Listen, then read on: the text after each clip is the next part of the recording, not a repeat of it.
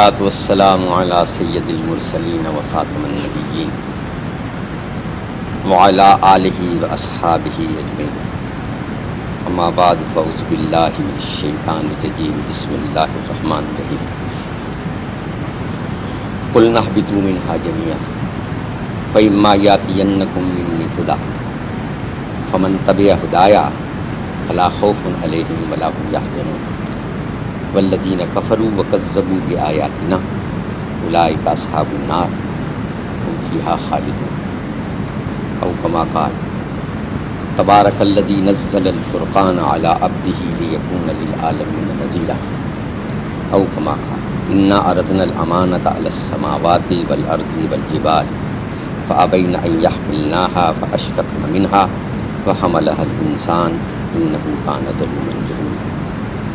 صدق اللہ العظیم۔ عزیزان گرامی، مجھے آپ کے سامنے قرآن مجید کے حقوق پر گفتگو کرنے کی سعادت حاصل ہو رہی ہے، اور یہ میں نے قرآن مجید میں سے 3 مختلف مقامات سے 4 آیتیں تلاوت کی۔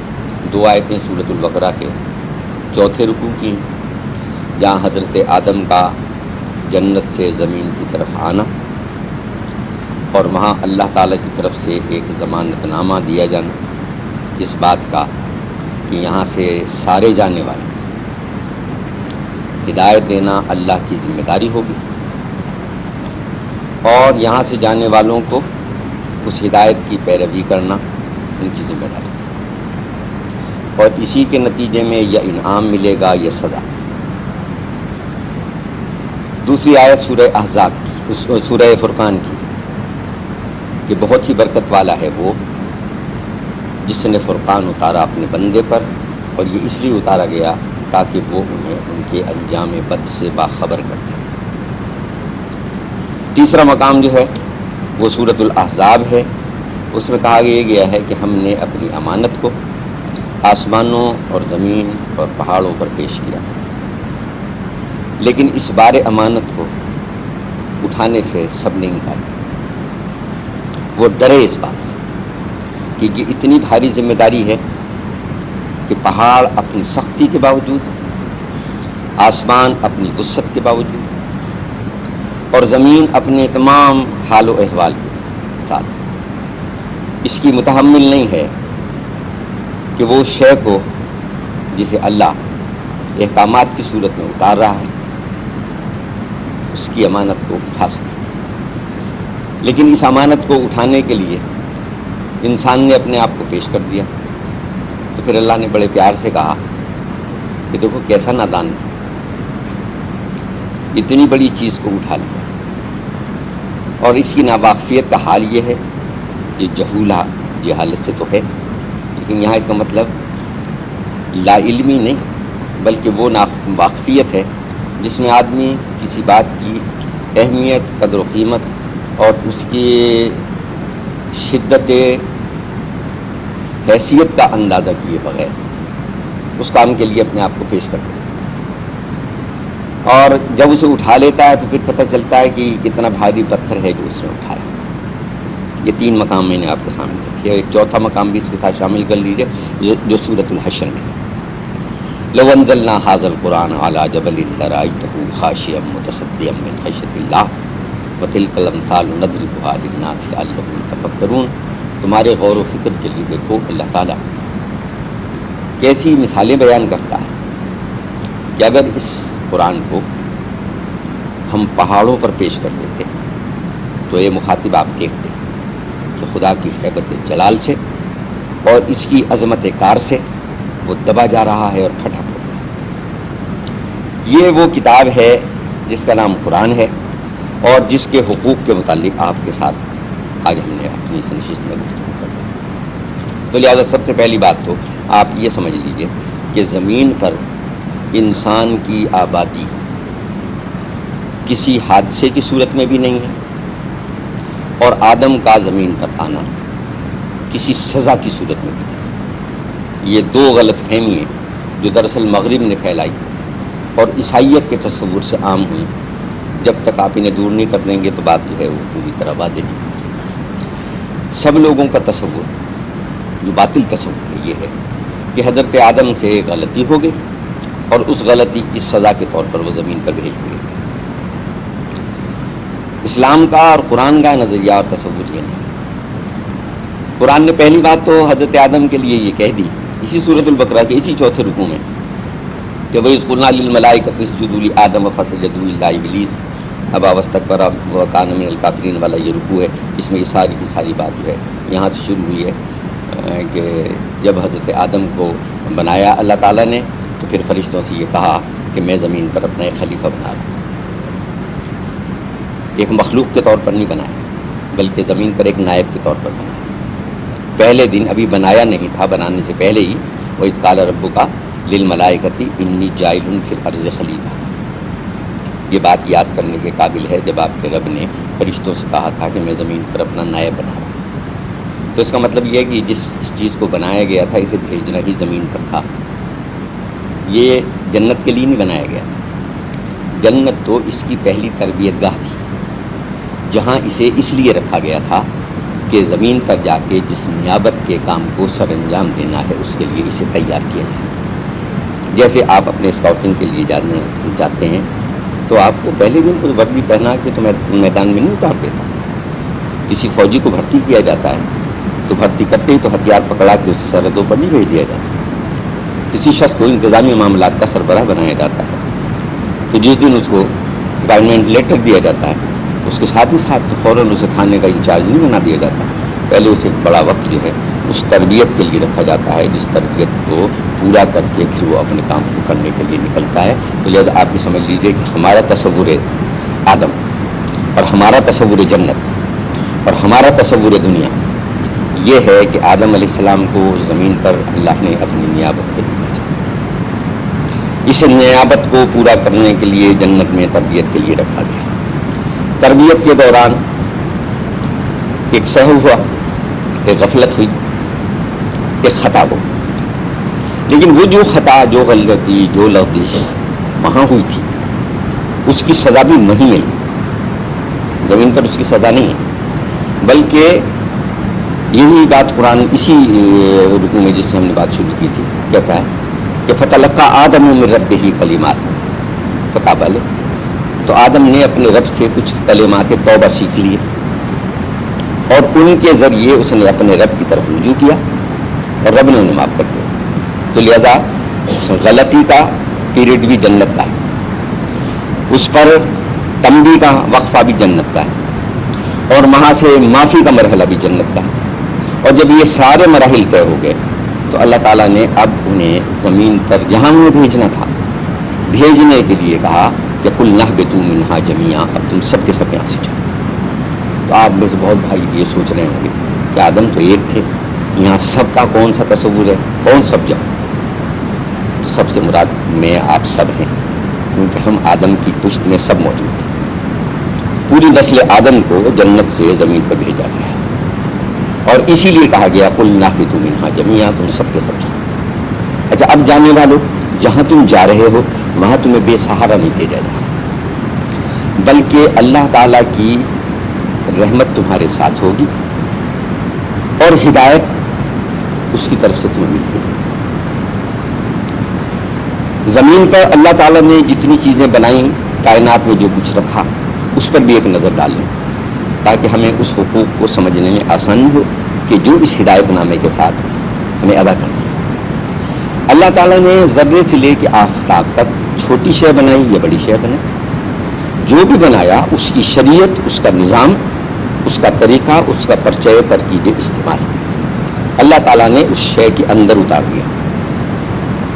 کوئی شے کوئی بھی ہو، میں اس میں کوئی استثناء ہی نہیں کرتا. آپ کسی شے کو دیکھیں کہ صاحب اس کی طریقہ زندگی کیا ہے تو آپ دیکھیں گے اس کا طریقہ زندگی اس کے وجود کے باہر نہیں ہے، اس کے وجود کے اندر.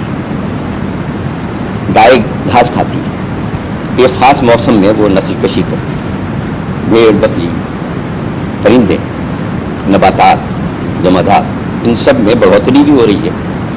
زندگی بڑھ بھی رہی ہے، زندگی گھٹ بھی رہی ہے. 1 سے 2 بھی ہو رہے ہیں، 2 سے 4 بھی ہو رہے ہیں، 4 سے 8 بھی ہو رہے ہیں. اور اس سارے کام کے لیے انہیں تغذیہ بھی چاہیے، انہیں جنس بھی چاہیے. آگے بڑھنے کے لیے بہت ساری چیزیں چاہیے، تو وہ کہاں سے آ رہی اور کون انہیں بتا رہا ہے؟ کوئی استاد آ رہا ہے، کوئی پیغمبر بھیجا جا رہا ہے، کوئی وحی اتر رہی ہے۔ قرآن کہتا ہے ہم نے شہد کی مکھی کو وحی کر دیا ہے شہد بنانا۔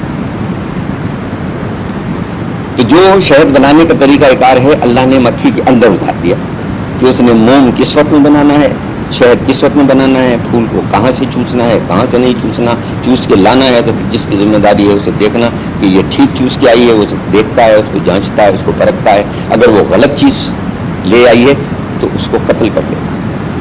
اگر کبھی آپ کو قریب سے شہد کی مکھیوں کو دیکھنے کا اتفاق ہوا ہو تو جہاں ان کے چھتے ہوتے ہیں اس کے نیچے ایسی مکھیوں کی لاشیں آپ کو ملیں گی جو 2 ٹکڑے کی ہوئی ہوں۔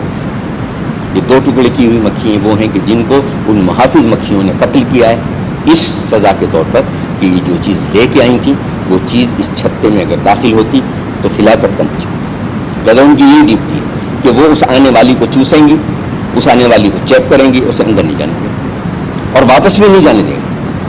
تو آپ نے دیکھا یہ پوری چیز اللہ کہتا ہے وہی ہوتا، انہیں وہی کرتی۔ تو اس اعتبار سے یہاں جو شے بھی ہے وہ اپنے اندر اپنا پورا نظام نامہ رکھتا ہے، اور اس سارے پکچر میں اگر آپ دیکھیں گے تو صرف ایک شے ہے، وہ ہے انسان، کہ اس کے اندر اس کی کوئی شریعت نہیں، اس کا کوئی نظام نہیں۔ اور اس پر میں دلیل آپ کو یہ تھی کہ اب آپ تو بڑے سائنس کے عہد میں رہتے ہیں کہ جہاں جراثیم اور وائرس وغیرہ جو ہیں وہ آپ نے معلوم کر لیے، دریافت کر لیے، دیکھیں اور ان سے بچنے کے طریقے نکال لیے۔ لیکن یہاں اس زمین پر جس پاکستان میں آپ بیٹھے ہیں یہاں ایسے لوگ بستے ہیں جنہیں پینے کے لیے ایسا پانی ملتا ہے کہ اسے اگر خوردبین میں دیکھیں گے تو آپ کو جراثیم نظر ہی آ جائیں گے، کھلی آنکھوں سے نظر آتے ہیں۔ مجھے ایک دفعہ یہ وادی سون جانے کا اتفاق ہوا، ایک چھوٹا سا قصبہ ہے کبے کی مہمان گیا تھا، تو جن کے پاس میں مہمان ٹھہرا انہوں نے ایک جگ میں کوئی مشروب لائے، وہ گرمی کا موسم تھا، میرا چھوٹا بیٹا میرا ساتھ تھا، میں تو ہماری دونوں کی رائے یہی ہوئی اس کو دیکھ کے کہ یہ دودھ کی لسی جو یہ ہمارے لیے ہے۔ لیکن جب ہم نے پیا تو وہ کھارا پانی تھا اور وہ اتنا گدلا تھا کہ وہ ہمیں دودھ کی لسی نظر آتی۔ تو اب آپ اندازے کا ہم نے پی لیا۔ اگر یہ پانی آپ کو اور مجھے یہاں کوئی دے تو ہم شور مچائیں گے، ہم کہیں گے کہ پانی پینے کے قابل نہیں، اور اگر میں اور آپ اسے مسلسل پئیں گے تو ہمارے پیٹ خراب ہو جائے گا۔ لیکن کھبکی کا رہنے والا جو ہے اس کا پیٹ خراب نہیں ہوتا اس پانی میں۔ آپ کہتے ہیں یہ آلودہ پانی ہے، لیکن اس کے جسم میں جا کے اس کی آلودگی سے کچھ نہیں کہتی، کیونکہ اس کا جسم جو ہے وہ اس سے ہم آہنگ ہو۔ بدبو کے جہاں ڈھیر لگے ہوئے ہیں آپ وہاں سے گزرتے ہیں، ناک پر رومال رکھ کے تیزی سے دوڑ لگا دیتے ہیں، سانس نہیں لیا جاتا، اور جو وہیں رہتا ہے وہ بڑی لمبی لمبی سانسیں لیتا ہے اور آکسیجن اسی سے طلب کرتا ہے اور اسی سے اپنے اندر کھینچ لیتا ہے۔ میں نے ایک ایسے آدمی کو دیکھا، اب آج کل تو یہ بڑی ریفائن قسم کے نشے آ گئے، ایک زمانہ تھا کہ جو نشہ تھا وہ معرفیت تھا، اور اسی ایک ٹکیا ہوتی تھی اسے پانی میں حل کرتے تھے اور یہ نشہ باز جو تھے اسے خود ہی انجیکٹ کرتے تھے۔ تو اس نے اپنی جیب میں سرنج رکھی ہوئی تھی، پتہ نہیں اس سے وہ کتنے ٹیکے لگا چکا تھا، اسی سرنج کو اس نے نکالا اسی گندی واسکٹ کی جیب میں سے، اور اسے پانی نہیں ملا تو جو پانی نالی میں بہہ رہا تھا وہ اس نے سرنج میں لیا اور اسی میں اس نے اسے حل کیا اور اسے انجیکٹ کر لیا۔ میں نے ایک ڈاکٹر سے کہا آپ کہتے ہیں کہ انجیکشن لگانے کے لیے سرنج کو اسٹرلائز کرنا چاہیے، میں نے تو اس آدمی کو دیکھا ہے جس نے نالی کے پانی میں اس کی مارفین کی ٹکیا کو حل کیا اور اپنے انجیکٹ کر لیا، تو یہ کیا ہے آپ کا؟ وہ کہنے لگے کہ یہ جو لوگ ہیں یہ بیکٹیریا پروف ہیں، انہیں کچھ نہیں۔ تو میرا مدعا یہ 2-3 کہانی سنانے سے آپ کو یہ نہیں تھا کہ اس پر آپ کو معلومات دینی ہے، بتانا مجھے یہ تھا کہ یہ جسم ایسا ہے کہ اس کا کوئی طریقہ کار، کوئی نظام اس کے اندر موجود ہے، کیونکہ اس کو باہر سے ہدایت دینے کا طریقہ اللہ نے وضع کیا، اور وہ کہا یقولنا اہبطوا منہا جمیعا فاما یاتینکم منی ہدی، تم یہاں سے جاؤ، ہدایت میری طرف سے ہوگی۔ یہ ہدایت اندر سے نہیں دی جائے گی، یہ ہدایت باہر سے ہوگی۔ تمہارے کھانے پینے میں کیا چیزیں تمہیں مفید ہیں جسم کے طور پر، یہ تم اپنی عقل سے معلوم کرو، اور تمہاری روحانیت کے لیے اور تمہارے دوسرے سسٹم کے لیے، تمہاری اخلاقیات کے لیے کیا چیزیں بری ہیں، ان کی ہدایت ہم دیں گے۔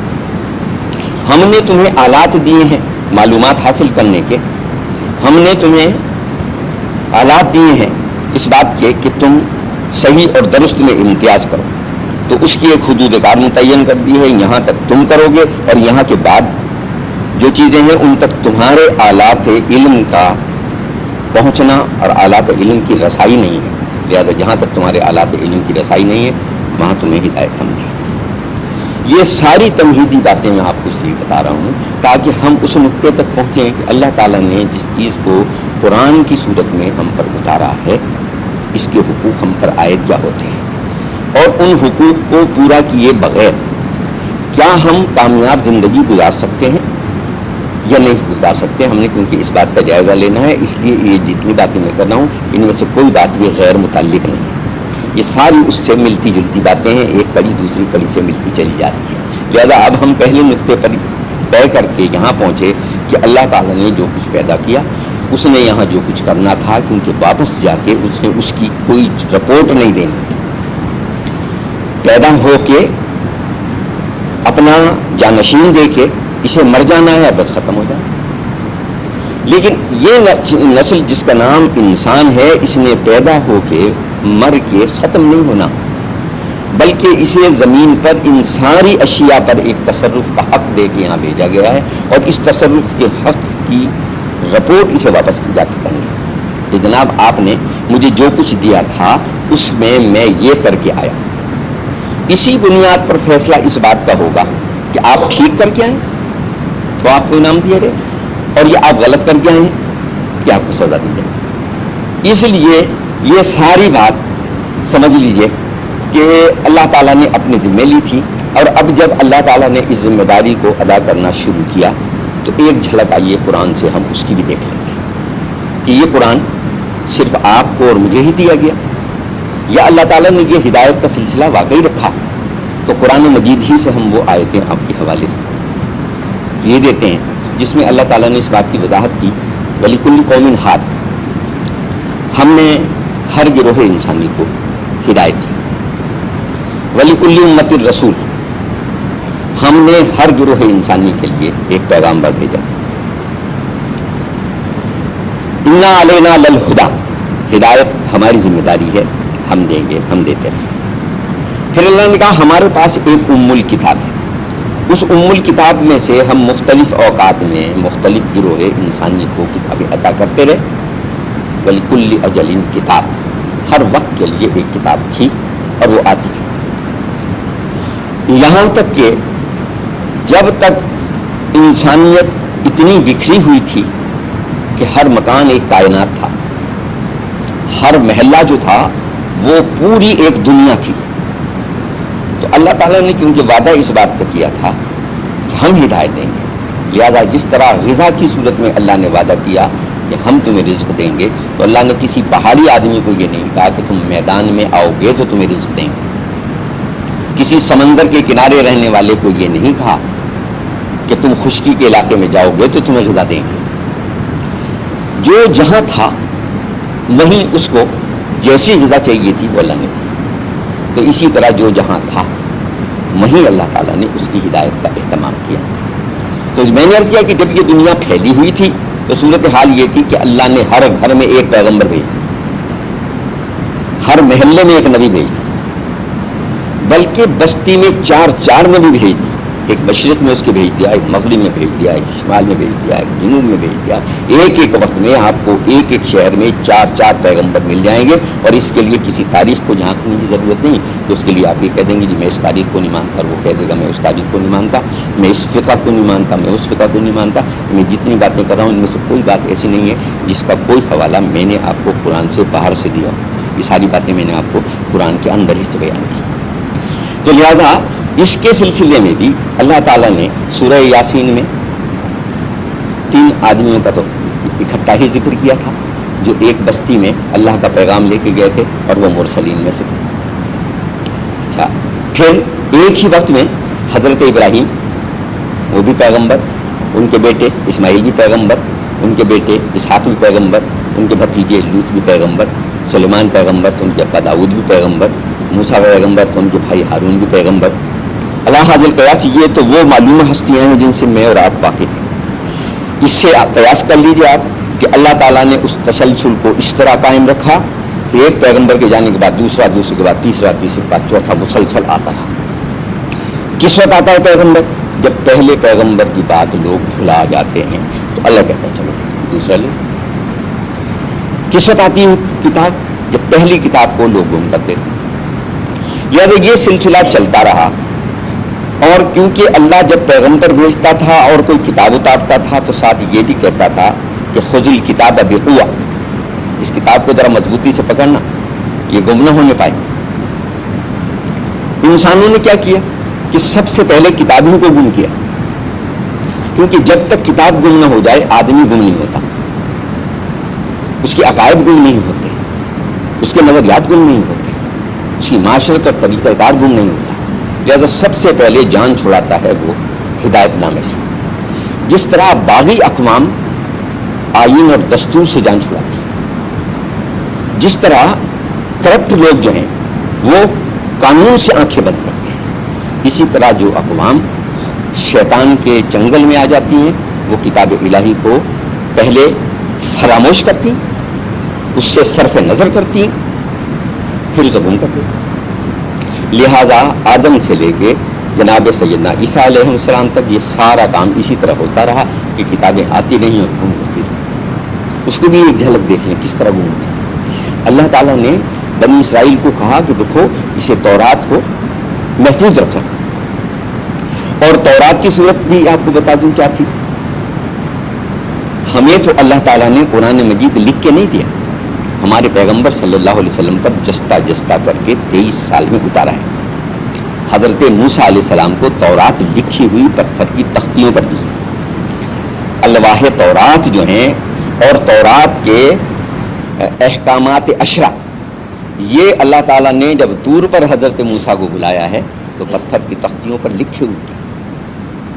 اب اس سے زیادہ بھی کوئی تحفظ کی صورت ہو سکتی ہے، لیکن اس قوم نے ان پتھر کی تختیوں کو بھی گم کر دیا۔ قرآن مجید میں 2 مقامات پر اس کا تذکرہ آتا ہے، اسی سورۃ البقرہ میں بھی آتا ہے کہ جب حضرت طالوت کا زمانہ آیا ہے تو وہ تابوت سکینہ پھر واپس ملا ہے بنی اسرائیل کو، اور تابوت سکینہ کیا تھا؟ اس میں وہی بقیت من آل موسیٰ و ہارون، وہی حضرت موسیٰ اور ہارون کے جو تبرکات تھے اور وہ تورات کی اصلی تختیاں تھیں اس میں رکھی۔ اب انہوں نے اس کے تحفظ کے لیے کیا کیا؟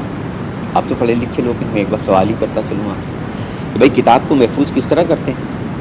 کتابیں لائبریریوں میں محفوظ نہیں ہوتی، وہاں تو انہیں دیمک کھا جاتی ہے۔ کتابیں جو ہیں وہ تجوریوں میں بھی محفوظ نہیں ہوتی، وہاں وہ گل جاتی ہیں۔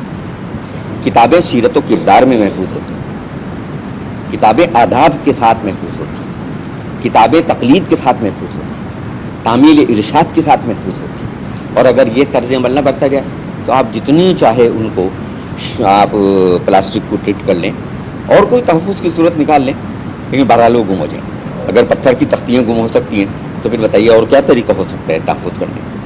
بنی اسرائیل نے اسے تورات کو محفوظ کرنے کے لیے کیا کیا؟ انہوں نے کہا سب سے محفوظ طریقہ یہ ہے کہ چلو اسے ہیکل سلیمانی کی بنیادوں میں رکھے دیں۔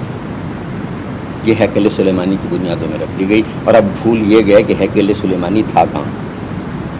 آپ پڑھے لکھے لوگ ہیں، اکثر خبریں پڑھتے ہیں کہ جی وہ اسرائیل والے جو ہیں وہ مسجد اقصیٰ کی دیواریں کھود رہے ہیں، اس کو ڈائنامیٹ کرنا چاہتے ہیں، اسے گرانا چاہتے ہیں۔ کبھی آپ نے سوچا ایسا کیوں کرنا چاہتے ہیں؟ بیسوں ہیں اور ہزاروں مسجدیں پڑی ہیں، یہ مسجد اقصیٰ کے پیچھے کیوں پڑے ہوئے ہیں؟ تو مسجد اقصیٰ کے پیچھے تو وہ غریب اس لیے پڑے ہوئے ہیں کہ وہ جگہ بھول گئے ہیں جہاں تورات کی الواح انہوں نے چھپائی تھیں، جن بنیادوں میں ہیکل سلیمانی کی وہ رکھی گئی تھیں۔ ہیکل سلیمانی کو تو برباد کر دیا اس نے بخت نصر نے، اور بخت نصر کے بعد وہ انہیں ملی نہیں کہ وہ ہیکل سلیمانی تھی کہاں۔ اب یہ سمجھتے ہیں کہ ہیکل سلیمانی یہاں تھی، اس لیے کہ یہاں صخرہ ہے، وہ چٹان، اس کی بنیاد پر ان کا تصور یہ ہے کہ یہیں کہیں ہوگی، تو لہٰذا اس کی کھدائی میں اب وہ ڈھونڈنا چاہتا ہے۔ یہ کہانی آپ کو اس لیے سنائی کہ اللہ اپنی ہدایت ناموں کو بھیجتا رہا اور ہدایت نامے اس طرح گم ہوتے رہے۔ اب اللہ تعالیٰ نے قیامت تک کے لیے نسل انسانی کو ایک ایسی کتاب دی کہ جس کے اگر خدا نہ کرے یہ گم ہو جائے، تو کیونکہ خدا نے کہہ دیا اب میں نبی نہیں بھیجوں گا، اب تک بھیجتا رہا ہوں لیکن اب آ کے اس سلسلے کو میں بند کر رہا ہوں، اور اب میں کتاب نہیں بھیجوں گا، یہ سلسلہ بھی میں مکمل کروں۔ اور ادھر اللہ کا وہ عہد کہ منی خدا، ہدایت میری طرف سے ہوگی، تو تضاد پیدا ہو جائے گا اس بات میں اگر خدا نہ خواستہ قرآن مجید گم ہو جائے، یا قرآن مجید کے گم ہونے کا امکان پیدا ہو جائے، کیونکہ اللہ نے ہدایت دینے کا وعدہ کیا اور ہدایت کی تکمیل کا اعلان کرنے کے بعد اب خدا دوسری ہدایت نہیں دے گا۔ تو لہذا یہ بھی دیکھ لیجئے، یہ بات اللہ نے قرآن میں خود ہی کہی۔ دو مقامات ہیں، ایک سورہ ضحیٰ ہے اور ایک سورہ قیامت ہے، جہاں اللہ تعالیٰ نے قرآن کے تحفظ، اور تیسری سورہ حجرات ہے جہاں قرآن کے تحفظ کے لیے تین عجیب و غریب باتیں ہیں۔ ایک تو عام زبان زد ہے جس کو آپ سارے ہی وہ آیت میں رکھا لے یاد رکھتے ہیں کہ انا نحن نزلنا الذکر وانا لہ لحافظون، ہم نے اسے نازل کیا، ہم اس کی حفاظت کریں۔ دوسرے مقام پر یہ کہا گیا لا تحرک بہ لسانک لتعجل بہ، آپ اس کے پڑھنے میں جلدی نہ کیا کیجیے۔ نبی صلی اللہ علیہ وسلم پر جب وحی نازل ہوتی ہے تو جیسے جیسے جبریل امین پڑھتے جاتے ہیں حضور کے ساتھ ساتھ پڑھتے ہیں، اس خیال سے کہ کچھ بھول نہ جاؤں، کچھ تقدیم و تاخیر نہ ہو جائے، اعراب میں غلطی نہ ہو جائے، کوئی آگا پیچھا نہ ہو جائے، کوئی مقام ترتیب نہ بدل جائے، یا ساتھ ساتھ پڑھا۔ اللہ نے کلام ہو رہا تھا قیامت کے آنے پر، کیونکہ سورت کا نام ہے سورہ قیامہ، جہاں سے یہ آیت میں نے آپ کے سامنے پڑھی، لیکن اللہ نے وہاں بات روک کے ایک ہدایت اپنے پیغمبر کو دی، اور وہ یہ کہ لا تحرک بہ لسانک لتعجل بہ، زبان نہ ہلائیے، تیزی سے نہ پڑھیے۔ اب یہ اللہ جانتا ہے کیوں تیزی سے پڑھے، لہٰذا جواب دیا جائے لا تحرک بہ لسانک لتعجل بہ ان علینا جمعہ و قرآن، اس قرآن کو جمع کرانا ہماری ذمہ داری، ہم اسے جمع کرائیں گے، آپ اس غم میں مبتلا نہ ہوں، آپ یاد نہیں کریں گے تو یہ بھول جائیں گے۔ اور نہ صرف یہ کہ ہم اسے جمع کرائیں گے، بلکہ صورتحال یہ ہے ان علینا جمع و قرآن فاذا قرأناہ فاتبع قرآن، اس قرآن کو پڑھوائیں گے بھی ہم دوسری زبان میں۔ تیسری زبان میں ثم ان علینا بیانہ، اس کو بیان بھی ہم کرائیں، محفوظ ہم رکھیں گے، جمع ہم کرائیں گے، پڑھوائیں گے ہم، اور اسے بیان بھی ہم کرائیں گے، لہذا آپ کس غم میں مبتلا ہیں۔ اب آپ غور فرمائیں کہ وہ جو وعدہ تھا کہ ہم ہدایت دیں گے، وہ وعدہ علی حال ہی قائم ہے۔ قرآن کی تکمیل کے بعد اس بات کے خوف سے نسل انسانی کو بے نیاز کر دیا گیا کہ تم سارے مل کے بھی اسے ضائع کرنا چاہو۔ جب آپ دیکھیں کہ اس کو محفوظ کیسے کی، یہ سارے تجربے سامنے آ گئے کہ لکھ کے دو تو یہ عمل نہیں کرتے، بھلا دیتے ہیں۔ یہاں اس نقطے کو بھی سمجھ لیجیے کہ یہ سارے بھلانے والوں نے کیا کیا، اپنی عبادتوں میں سے انسان سب سے پہلے کلام الہی کو نکالتا ہے۔ آج بھی آپ عیسائیوں کی عبادت گاہوں میں جائیں، مجھ سے پہلے محترم پروفیسر ڈاکٹر انیس صاحب جو بات کہہ رہے تھے، اسی کے حوالے میں یہ بات آ جائے گی کہ آپ ان میں سے کسی کی عبادت گاہ میں جائیں اور اس سے پوچھیں کہ تم پڑھ کیا رہے ہو، اپنی عبادتوں میں کیا چیز پڑھ رہے ہو، تو یہودی تلمود پڑھ رہا ہے، مزامیر داؤد پڑھ رہا ہے، زبور پڑھ رہا ہے، تورات نہیں پڑھ رہا۔ اس لیے نہ زبور شریعت ہے، نہ تلمود شریعت ہے، نہ مزامیر داؤد شریعت، شریعت تورات ہے۔ عیسائی سے پوچھو تم کیا پڑھ رہے ہو اپنی عبادتوں میں، انجیل پڑھ رہے ہو تو وہ بھی انجیل نہیں پڑھ رہا ہے، مذہبی گیت پڑھ رہا ہے۔ ہندو سے پوچھو یہ تم گھنٹے بجا کے، پھول چڑھا کے، چراغ جلا کے کیا پڑھ رہے ہو، تو کہے گا گیتا پڑھ رہا ہوں، بھجن پڑھ رہا ہوں، رامائن پڑھ رہا ہوں۔ یہ کیا ہے؟ یہ مذہبی شاعری، یہ ہندوؤں کی مذہبی شاعری۔ رامائن وہ ہے جس میں رام لکشمن سیتا کا قصہ ایک شاعر نے نظم کیا، بھگت سورداس نے، اس منظوم قصے کا نام رامائن ہے۔ اسی طرح گیتا جو ہے وہ بھی الہامی کتاب نہیں، ان کی الہامی کتابیں ہیں وید، وہ ان کی عبادت گاہوں میں پڑھی نہیں جاتی، وہ کہتے ہیں یہ پنڈت جی کے پڑھنے کی چیز ہے۔ اس کو ہم سمجھتے ہی نہیں، اس کی زبان بھی ہم نہیں جانتے۔ عبرانی میں ہے تورات، وہ عبرانی نہیں جانتا۔ سریانی میں ہے انجیل، وہ سریانی کو ہی نہیں جانتا۔ پہلا نسخہ جو انجیل کا ملتا ہے وہ یونانی میں ہے، جبکہ حضرت عیسیٰ تو یونان میں نہیں اترے تھے۔ اور سب سے پہلا عہد نامہ قدیم کا جو نسخہ ملتا ہے،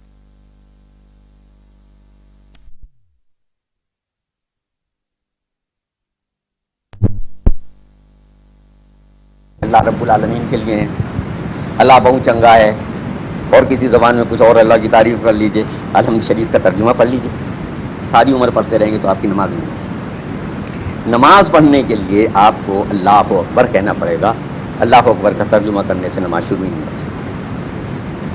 الحمد شریف پڑھیں گے تو نماز ہوگی۔ الحمد شریف کو عربی زبان میں انہی الفاظ کے ساتھ، اسی اعراب کے ساتھ آپ پڑھیں گے تو نماز ہوگی، اور اگر اس کے اعراب بدل دیں گے تو بھی نہیں ہوگی، اس کی زبان بدل دیں گے تو بھی نہیں ہوگی۔ مضمون اور مفہوم سارا وہی رکھیے جو قرآن نے بیان کیا ہے، لیکن اسے پنجابی میں ادا کیجیے، اردو میں ادا کیجیے، ترکی میں ادا کیجیے، انگریزی میں ادا کیجیے، فرانسیسی میں ادا کیجیے، نماز نہیں ہوگی۔ اب آپ نے کم از کم قرآن مجید کا اتنا حصہ ہر آدمی نے، جو یعنی کم سے کم کا مسلمان، بہت بڑے عالم فاضل اسی بات نہیں ہو رہی، عام مسلمان جس نے کہا لا الہ الا اللہ محمد رسول اللہ صلی اللہ علیہ وسلم، اب اس کے لیے 5 وقت کی نماز فرض ہو۔ 5 وقت میں اس نے جو نمازیں پڑھنی ہیں، ان میں ہر نماز کی پہلی رکعت میں اس نے سورہ فاتحہ پڑھنی ہے، اللہ اکبر کہہ کے اس نے شروع کرنا ہے، ساتھ فقرؤ ما تیسر من القرآن، آسانی کے ساتھ جتنا قرآن پڑھ سکو اتنا پڑھو۔ اس کا ایک معیار بھی بتا دیا گیا کہ کم سے کم 3 چھوٹی آیتیں، زیادہ سے زیادہ 1 بڑی آیت، یہ معیار ہے، اتنا تو پڑھو، اس سے زائد پڑھو تو تمہاری مرضی۔ اب اس اعتبار سے آپ دیکھیں کہ جو آدمی دائرہ اسلام میں داخل ہوتا ہے تو اسے کم از کم دن کی 5 بار کی نمازوں کے لیے کچھ بھی نہ صحیح تو کم از کم 5 سورتیں یاد کرنی پڑتی ہیں، تب وہ نماز پڑھ سکتا ہے۔ لہذا آپ تو کہتے نہیں مسلمانوں میں حافظوں کی تعداد اتنی ہے، اتنی فیصد ہے، اتنی، میں تو یہ کہتا ہوں قرآن مسلمانوں میں سارے حافظ ہیں، فرق اتنا ہے کہ کوئی 5 سورتوں کا حافظ، کوئی 5 آیتوں کا حافظ، کوئی 5 سپاروں کا حافظ، کوئی 114 سورتوں کا حافظ، سارے حافظ ہیں، کیونکہ حفظ کے بغیر یہ نظام چلتا ہی نہیں۔ اب آئیے، یہ ہم تو کیونکہ ہمارا عنوان حقوق ہے تو یہ پہلا حق ہے قرآن کا کہ قرآن کو آپ پڑھیں اور قرآن کو آپ یاد کریں، اس لیے کہ قرآن کو پڑھیں اور قرآن کو یاد کیے بغیر وہ پہلا عمل ممکن نہیں ہوتا جس کا نام عبادت ہے، اور وہ دن میں 5 بار اوقات متعینہ کے ساتھ ہر مسلمان پر فرض ہے۔ یہ قرآن کا پہلا حق ہے، اور یہ قرآن کا پہلا حق قرآن کے تحفظ کی ضمانت ہے، اور یہ قرآن کا پہلا حق خود ہمارے محافظ قرآن ہونے کا اعزاز ہے۔ یعنی اس اعتبار سے اگر آپ دیکھیں ہر مسلمان محافظت قرآن کا ایک پرزہ ہے، چاہے وہ چھوٹا مسلمان ہے یا وہ بڑا مسلمان ہے۔ کام وہ کر رہا ہے جس کام کی ضمانت اللہ نے دی ہے، لیکن اللہ جب کسی کام کی ضمانت دیتا ہے تو ظاہر ہے کہ ہاتھ پیر ناک کان آنکھ تو وہ نہیں رکھتا، وہ تو محیط ہے سب پر، وہ تو لا مثال و لا عدیل و لا نظیر ہے نا، اس کی تو کوئی نظیر نہیں ہے، وہ اپنے ہاتھوں پیروں سے کام کرنے نہیں آتا، وہ لوگوں سے کراتا ہے، تو لہذا جو لوگ اس کام کو کر رہے ہیں وہ دراصل اس کا کام کر رہے ہیں۔ اس اعتبار سے آپ دیکھیے کہ محافظ قرآن ہر وہ آدمی ہے جس نے قرآن کو پڑھا اور پڑھنے کے بعد اسے یاد رکھا۔ یہاں سے بات پہلی شروع۔ اب اس کے بعد دوسری بات کہ اسے کیوں محفوظ رکھا جائے، ضرورت کیا ہے؟ تو اس کے محفوظ رکھنے کی بات یہ ہے کہ یہ اس لیے بھیجا گیا ہے لِیَکُونَ لِلْعَالَمِینَ نَذِیرًا، یہ ساری دنیا جہان کے لوگوں کے لیے ان کے انجام بد سے انہیں باخبر کرنے کے لیے بھیجا گیا۔ جب پیغمبر صلی اللہ علیہ وسلم پر پہلی وحی نازل ہوئی، ایک پہلی وحی تو وہ ہے جو سورہ علق کی ابتدائی 5 آیتوں کی صورت میں، لیکن وہ صرف تعارف ہے قرآن کا، اور وہ تعارف ہے انسان کا، اس میں کوئی حکم نہیں، اقرأ بسم ربک الذی خلق میں کوئی حکم نہیں۔ سب سے پہلی احکامی آیتیں 7 جو نبی صلی اللہ علیہ وسلم پر نازل ہوئی وہ سورۃ المدثر کی ابتدائی 7 آیتیں، اور ان 7 آیتوں میں آپ سمجھ لیجئے تقریباً 7 ہی حکم ہیں۔ پہلا حکم یہ ہے کہ قم اٹھیے. یا ایھا المدثر قم فانذر، اور لوگوں کو ڈرائیے، ان کے انجام بد سے باخبر کیجیے. وربک فکبر، اور اپنے رب کی بڑائی بیان کیجیے. یعنی قرآن کا نظام کیوں آیا ہے؟ لوگوں کو ان کے انجام بد سے باخبر کرنے کے لیے آیا ہے. اور جہاں لوگوں نے چھوٹے چھوٹے خداؤں کے تخت سجا رکھے ہیں، ہر چمکتی ہوئی چیز کو اللہ بنا رکھا ہے، اور ہر خواہش کے پیچھے بندگی کا نظام لے کے چل رہے ہیں، ان ساری بڑائیوں کا آپ انکار کر دیجئے، اور ان سارے بتوں کو آپ مسمار کر دیجئے، اور آپ کہیے کہ بڑا تو صرف اللہ ہے. اور یہ کام کرنے کے لیے جب آپ نکلیں تو پھر آپ کو کچھ اور کام بھی کرنا ہے، اور وہ کام یہ کرنا ہے کہ وَثِيَابَكَ فَطَهِّرْ، اپنے کپڑے پاک و صاف رکھیں. وَالرُّجْزَ فَاهْجُرْ، گندگی سے دور رہنا ہے، کپڑوں کی گندگی سے، لباس کی گندگی سے، جسم و جان کی گندگی سے، خیال اور عقیدے کی گندگی سے، نظریات کی گندگی سے، گرد و پیش میں پھیلی ہوئی آلودگیوں کی ان ساری گندگیوں سے آپ نے پاک رہنا ہے. اور کپڑوں کی پاکیزگی کا جہاں ایک مفہوم یہ ہے کہ اس پہ کوئی گندی چیز نہ لگی ہو، وہاں اسی کے ساتھ ساتھ محاورہ بھی ہے کپڑا صاف رکھنا اور کپڑا پاک رکھنا. اور اس سے مراد یہ ہے کہ نہ آپ کے کپڑے متکبرین جیسے ہوں اور نہ آپ کے کپڑے مستضعفین جیسے ہوں. یعنی وہ لوگ جو پیشہ ورانہ طور پر فقیری اختیار کر لیتے ہیں اور اس فقیری کے لیے گدڑی پہنتے ہیں، آپ نے یہ کام بھی نہیں کیا. اور وہ جو بڑے بڑے ترے سجا کے اور اپنے پیچھے بڑی بڑی چادریں لٹکا کے اپنی بڑائیوں کا اعلان کرنے نکلتے ہیں، آپ نے یہ کام بھی نہیں کیا. وَلَا تَمْنُنْ تَسْتَكْثِرْ، اور آپ ساری نسل انسانی کے ساتھ یہ احسان کرنے چلیں کہ اسے ہدایت یاب کر کے اللہ کا فرما بردار بنانے جائیں. یہ اللہ کے فرما بردار بن جائیں گے تو انہیں دنیا میں امن نصیب ہو جائے گا، اور یہ اللہ کے فرما بردار بن جائیں گے تو جنت ان کو انعام میں مل جائے گی. آپ ذرا تصور کریں کہ ایک ہم حد مقرر کر لیتے ہیں، چلیں کہ بھائی 20 ارب انسان ہیں، یہ میں مثال کے طور پر بات عرض کر رہا ہوں، جنہوں نے جنت میں جانا. تو یہ 20 ارب انسان جنت میں کس کے پیروی کر کے جائیں گے؟ محمد صلی اللہ علیہ وسلم. تو لہذا اگر کسی بھوکے کو ایک روٹی کھلا کے اس کا پیٹ بھر دینا نہایت اجر و ثواب کا باعث ہے، تو 5 ارب انسانوں کو جنت میں بھیجنا اتنے بڑے اجر کا باعث ہے. تو آپ کے ذریعے انسانوں پر اتنا انعام ہو رہا ہے کہ خون کے پیاسے خون کے محافظ بن رہے ہیں، عصمتوں کے سوداگر آبرو کے محافظ بن رہے ہیں. یتیموں اور بیواؤں کو پامال کر کے ان کی زمینوں پر قبضہ کرنے والے لوگ جو ہیں یتیموں کی سرپرستی کرنے والے بن رہے ہیں. انسانیت کے دشمن انسانیت کے دوست ہو رہے ہیں. تو آپ اتنا بڑا کام کر رہے ہیں، لیکن یہ کام کوئی احسان جتانے کے لیے نہ کیجیے، کچھ حاصل کرنے کے لیے نہ کیجیے، بلکہ یہ کام اللہ کے لیے کیجیے. اور یہاں اب آپ اپنے آپ کو مخاطب سمجھ لیجیے. آپ جو کام اسکاؤٹنگ کا کرنے چلیں، یہ کسی معاوضے کے لیے کرنے چلیں، کسی تنخواہ کے لیے کرنے چلیں، کسی سے باوا کرانے کے لیے کرنے چلیں، آپ کا ضمیر بیدار ہوا ہے کہ میں خدمت کروں اور اس کا جو بھی اجر ہے وہ مجھے اپنے اللہ سے لینا ہے. تو لہذا آپ اپنا یہ کام کرنے کے لیے چلیں تو کسی سے مانگیے بھی کچھ نہیں اور کسی سے توقع بھی کچھ نہ کیجیے. آپ جو کام کرنے چلیں وہ اللہ کے لیے کرنے چلیں، اللہ ہی آپ کو دے گا. اور اس راستے پر چلنا کوئی آسان نہیں ہے، یہ بڑا مشکل راستہ ہے، جہاں نفس سے لے کے معاشرہ تک اور آدمی کے اپنے گھر والوں سے لے کے اس کے ماحول تک ہر شے جو ہے وہ مخالف ہے. ارے کہتے پاگل ہوئے، آرام کرو، مال کماؤ، کوٹھی بناؤ، کارخانہ چلاؤ، یہ کیا خدمت خلق میں لگ گئے؟ تمہیں کسی نے کیا دینا ہے؟ پہلوں نے تمہیں کیا دیا تھا؟ آپ اس کا ایک ہی جواب دیتے ہیں، ہم نے کسی سے لینے کے لیے تو یہ کام نہیں کیا. یہی بات یہاں پیغمبر صلی اللہ علیہ وسلم کو 7ویں آیت میں کہہ دی گئی سورۃ المدثر. وَلِرَبِّكَ فَاصْبِرْ، اور اپنے رب کے لیے صبر کیجیے. صبر کے بغیر یہ راستہ طے نہیں ہو سکتا، یہ راستہ صبر ہی سے طے ہوتا ہے. تو اب آپ دیکھیے کہ حقوق قرآن میں ہم پر کیا کیا کچھ عائد ہوا. پہلی بات تو یہ تھی کہ قرآن ہمیں پڑھنا چاہیے، یہ پہلا حق قرآن. قرآن ہمیں سمجھنا چاہیے، یہ دوسرا حق قرآن. قرآن کو ہمیں برتنا چاہیے، یہ تیسرا حق قرآن. قرآن جو کہے اسے قبول کر لینا چاہیے، یہ چوتھا حق قرآن. اور قرآن کے سانچے میں ہمیں ڈھل جانا چاہیے، یہ 5واں حق قرآن.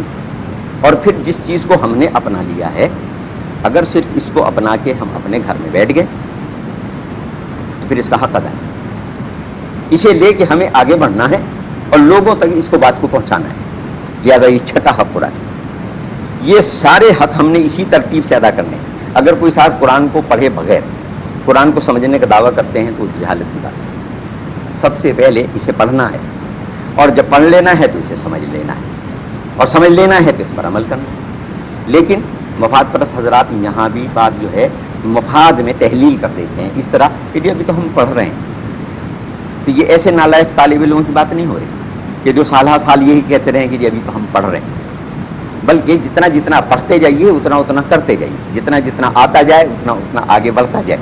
اس کی بات کو حضرت عثمان رضی اللہ تعالیٰ عنہ کے قول کے ذریعے آتی تھی.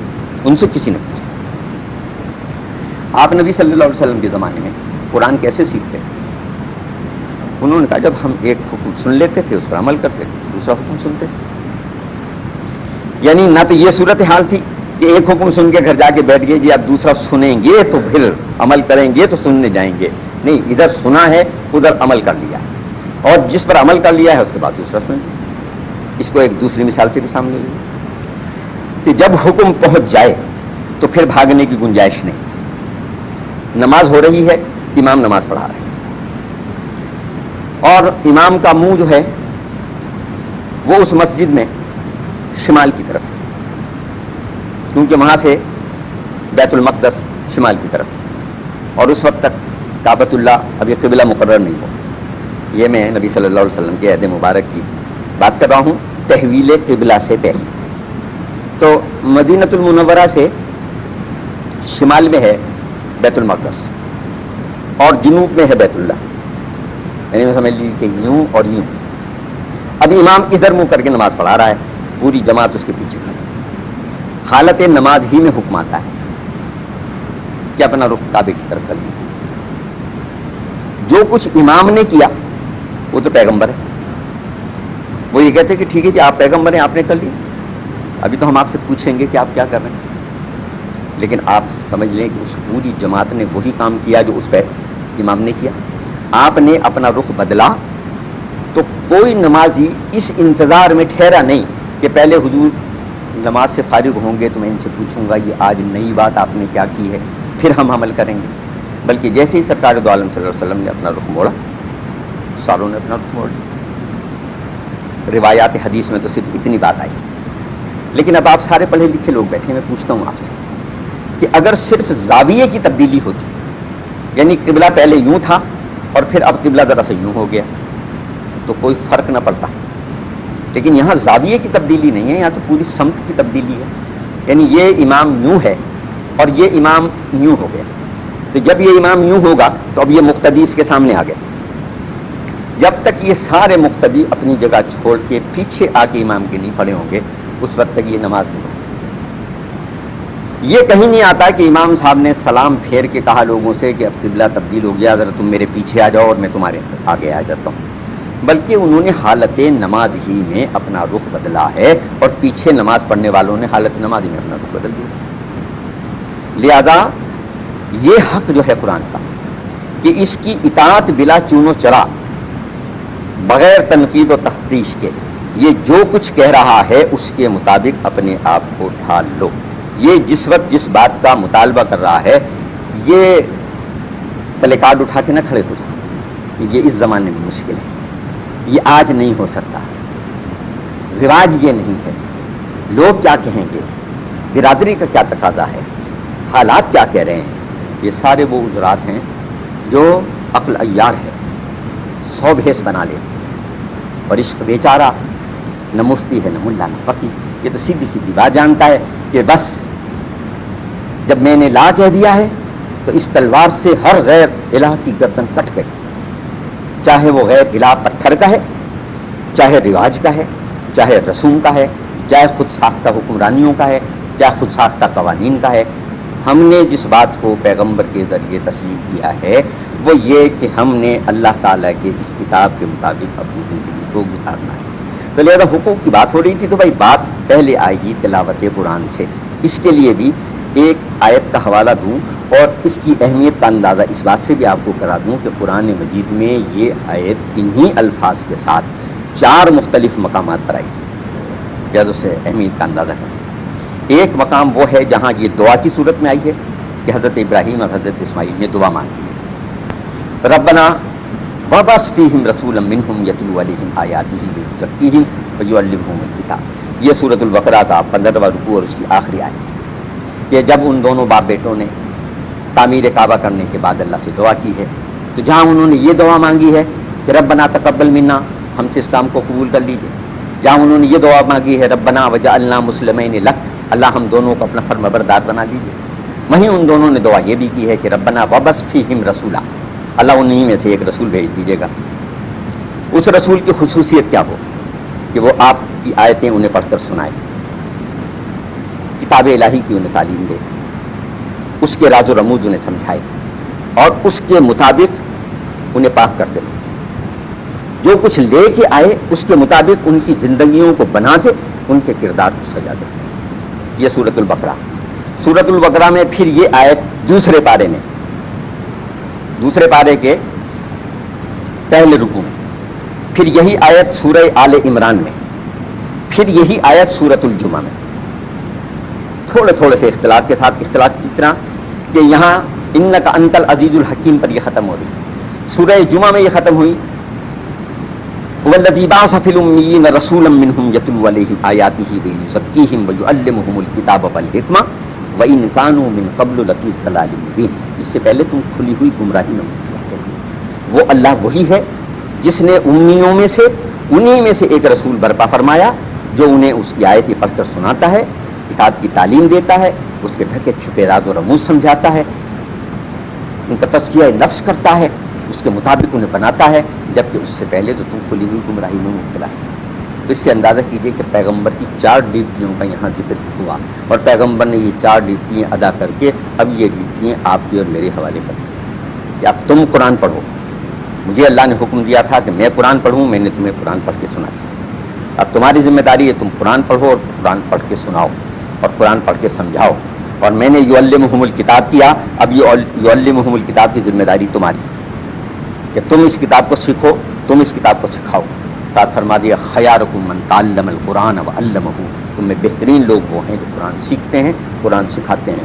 یہ نہیں کہا جو قرآن پڑھتے ہیں، قرآن پڑھاتے ہیں، یہاں تقرؤ اور یقرؤ کا جملہ نہیں آیا، بلکہ یہاں خیارکم من تعلم کا آیا ہے۔ تعلمہ تعلیم دینے کو کہتے ہیں، جو تعلیم دے، جو سیکھے، جو سکھائے۔ تو لہذا میں نے تمہیں سکھایا ہے، اب تم سکھاؤ، میں نے تمہیں بنایا ہے، اب تم بناؤ، میں نے تمہیں پاکیزہ کیا ہے، اب تم پاکیزہ کرو، میں نے تمہاری سیرت اور کردار سنواری، اب تم سیرت و کردار سنوارنے کے لیے نکلو، اور جس طرح میں نے اس کام کو کیا اس طرح تم اس کام کو کرو۔ اور رہنما اصول کیا ہے؟ یہی قرآن۔ اس قرآن کو لے کے میں آیا ہوں، اس کے مطابق تمہیں بنانے آیا ہوں، اور قیامت میں یہ قرآن، حضور کی اس حدیث پر ہم بات کو سمیٹ لیتے ہیں، کہا حشر میں یہ قرآن جو ہے یا تمہارے حق میں حجت ہوگا یا تمہارے خلاف حجت ہوگا، یا یہ کہے گا کہ میں نے اس کو روک دیا تھا نفس کے ان تقاضوں سے اور یہ رک گیا تھا، تو اللہ اس کو بخش دے، اور اللہ بخش دے، اور یا پھر یہ فریاد کرے گا کہ اللہ میں نے اسے روکا تھا اور یہ روکا نہیں تھا، اسے سزا دے، تو اللہ سے سزا دے دے۔ اور وہاں خود پیغمبر، قرآن یہ بھی کہتا ہے کہ پیغمبر وہاں کہیں گے اللہ یہ میری قوم جو ہے اس نے قرآن کو پسے خوش ڈال دیا تھا، اس نے اس کی بات سن کے نہیں دی، تو لہٰذا اللہ تعالیٰ ہمیں ان لوگوں سے بچائے کہ جن کے خلاف سرکار فریاد لے کے اٹھیں گے کہ انہوں نے قرآن سے آنکھیں بند کر لی تھیں، اور اللہ ہمیں ان لوگوں میں شامل فرمائے جن کے حق میں قرآن قیامت کے دن حجت ہوگا۔ تو حضرات، یہ حقوق کے سلسلے کی چند باتیں تھیں جو میں نے آپ سے عرض کی۔ اللہ تعالیٰ مجھے بھی اور آپ کو بھی عمل کی توفیق عطا فرمائے۔ وآخر دعوانا ان الحمدللہ رب العالمین۔ جی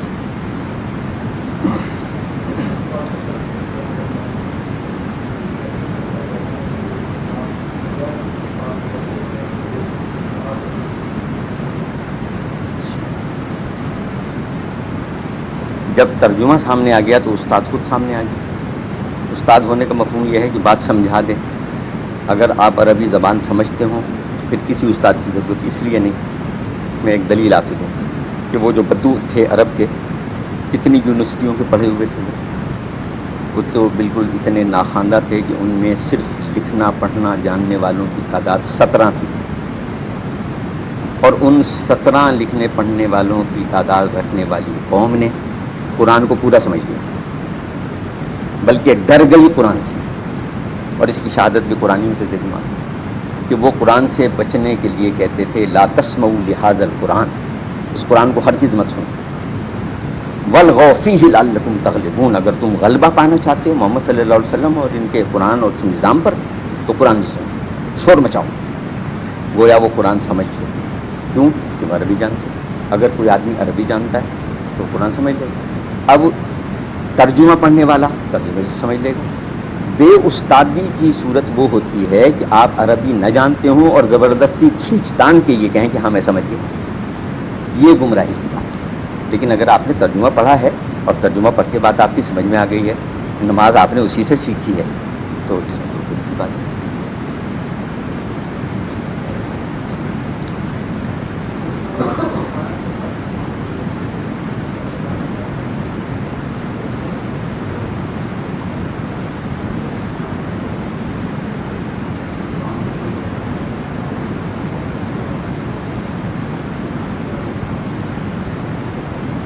اس کی صورت یہ ہے کہ طریقہ زندگی ہونا اور بات ہے، اور بھلائی اور برائی کے بارے میں امتیاز کی صلاحیت علیحدہ بات ہے. اللہ تعالیٰ نے ہر نفس انسانی میں بھلائی اور برائی کی تمیز جو ہے وہ الہام کر دی کہ اسے برائی بری لگتی ہے، اچھائی اسے اچھی لگتی ہے. لیکن یہ کہ اس اچھائی کو اختیار کرنے کے لیے وہ کیا کرے، اس کے لیے شریعت کی ضرورت ہے، اور وہ اللہ نے علیحدہ سے اتاری ہے. جبکہ حیوان کے اندر یہ صفت تمیزی تو موجود نہیں کہ اسے بری چیز بری لگتی ہو، اچھی لگتی ہو، لیکن وہ صفت شریعت موجود ہے کہ اس نے گھاس ہی کھانی ہے، گوشت نہیں کھانا، اس نے دودھ ہی پینا ہے، کوئی اور چیز نہیں کھانی.